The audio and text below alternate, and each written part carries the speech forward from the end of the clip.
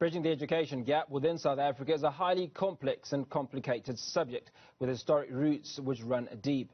Alarming data from OECD shows that at the age of 15, only 4.7% of girls expected to have a career in engineering, computing or other STEM fields. When it comes to the world of science, women are in the minority, with less than 30% representing the world's researchers. Unequal access to education for girls, such as gender stereotypes, and poor access to scientific facilities are just some of the obstacles preventing young girls from exploring the fields of science and technology today. However, while the outlook may seem bleak, there are a number of unique and inspiring educational initiatives starting to change the game. Joining me now is Dr Rethabile Mashale-Sonibar, who is a director at Thope Foundation. Doctor, very good afternoon. Thank you for speaking to us. Incredible work that you are doing at the moment. Good afternoon, and thank you for having us. And just as a point of correction, I'm the director of Molomslava, which was a project of the Thope Foundation before it became independent. Okay, excellent. Now, what is iSTEM education and how can young girls access it? So iSTEM stands for Innovation, Science, Technology, Engineering, the Arts and Mathematics. And in a lot of middle-class countries, we experience that a lot of schools are moving towards the fourth industrial revolution of education, while in South Africa, only those who have money are able to buy. So we still have an unequal education system that provides a lot of quality education for those who can afford to purchase it. But for the majority of children who go to schools that are in disadvantaged communities, so schools that are between quintile 1 and quintile 5, do not necessarily have access to that. And the basics is, they don't even have access to a computer room or a computer lab where just basic e-learning can take place.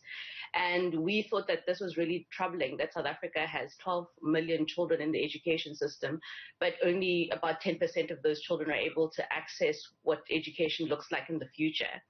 And we've decided that we needed to pioneer a model that was based in poor communities that would prove that science, technology, engineering, and mathematics could be innovations that could take place in the education system, particularly in schools in disadvantaged communities. We know that those communities are riddled with a lot of problems, ranging from crime, safety, violence, and we're wanting to prove that that case is not always true and that they can be outliers, and those outliers should actually be normalized in the education of South Africa. Now, you talk about a figure of 10% as that being the number of students or learners that have access to what education should look like in the future. What is the ideal number, and what are we benchmarking this against? Well, we believe that 100% of children should have access to the same quality of education, that there shouldn't be an education for the elite and the haves, and that the haves should not have access to education.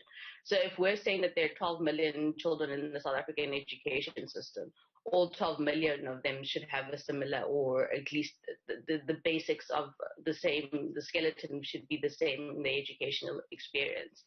And so for us, it's a no child should be left behind. And when we think about township schools and the legacies that they face, we have to ask ourselves the question of, what does it take to bring a generation of young people into the current state where not even the second industrial revolution has affected them. We still have water issues, we still have infrastructure issues in those communities, but it cannot be the norm that, almost 30 years after democracy, that mass generation of people are still being left behind. Well, there's work that Molomslava has been carrying out. I know you have a program in Khayelitsha. Would you take us through how this program has impacted young girls particularly? The program began in 2013 as an after-school program, and we realized quite early on that after-school programs don't actually address a lot of the systemic challenges that our education system has. So while they extend opportunities for those young people that volunteer to join after-school programs, it doesn't necessarily guarantee that you can control the outcome of where those children go to. And so after about 5 years of implementing this program, we got really frustrated of the cost base of it, but also, what we were able to achieve and what happened to those children post after-school program. And that's how Molomslava was born. So Molomslava is a primary school focusing on science, technology, engineering, and mathematics from the age of 3. And the reason we focus on being a network of primary schools in underserved communities is because there's been a lot of focus on math and science in the high school to try and get the grade 12 or the matric pass rate to improve. But we have these specialized high schools, but we don't have any specialized primary schools that feed these high schools.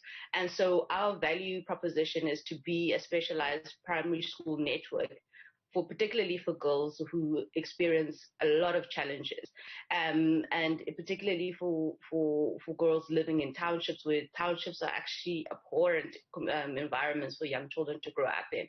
So we offer, as a school, we offer robotics, we offer computer programming, we offer e-learning as part of a general school subject. We offer ballet, we offer dance, we offer yoga, and we run an extended school day where we're trying to teach young girls the skills of becoming entrepreneurs for the future. So that program we call the Girlpreneur program, where every project that they take part in, so even if they're building a bridge with their robotics kits, it becomes, what is the social problem that I'm trying to address by building a bridge? And some of it is as basic as, how do I get to school every day? Which road do I cross? Is there a pedestrian bridge that I cross over, or do I have to wait for the main road to quiet down before I can come to school? And then how do we monetize those ideas and those projects for them to be job creation, but also to make women economically viable in society? So everything that we do, we're trying to make sure that the end goal is, where does it land you? Where does it take you? Are you able to generate an income for yourself, your family, and maybe the next woman? Are we addressing the unemployment challenges in South Africa? Are we addressing some of the social issues? Dr. Nick Spall summarized a report last week about, that there were 4 million people that were hungry in South Africa last week. So this coming week, we're focusing a lot on hunger and world poverty and how we address those as part of our school projects, because that for us is startling, that 4 million people in South Africa could go hungry all at once. And we know that, we're living in a pandemic, but how do 4-year-olds and 5-year-olds understand a pandemic in reality? And some of those families might be the families that actually went to bed hungry last week. And so how do we as a school decide that we want to address some of those challenges? I'm particularly